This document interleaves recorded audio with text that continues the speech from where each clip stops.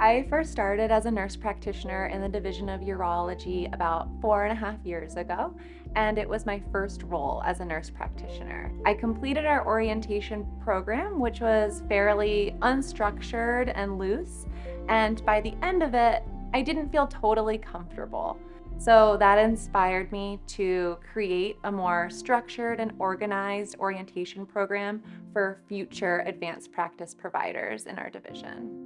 One of the reasons why we decided to start this APP training program at Children's National was because we noticed that many of the APPs coming directly out of their training programs had very little knowledge of pediatric urology, which I would expect because ours is a small and fairly unique field.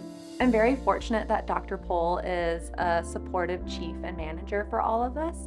When I approached him with this concern, he was ready to adapt our practice in whatever way. We would very quickly have them begin seeing patients in the clinic, and it was only until Katie came that I started to appreciate how ill-prepared they felt. Katie started actually a small research study to assess the confidence that APPs and pediatric urology had. We sent a survey out and asked the pediatric urology APPs for details about their orientation programs. The most significant finding was that APPs felt much more confident at the end of their orientation when that duration was longer than 4 months. So other findings were that APPs really valued a more structured and organized orientation program. I was the first APP to go through our APP orientation program. I was able to be the first one to trial kind of what a very structured approach to an APP education would look like, and I couldn't see this job being what it is without it.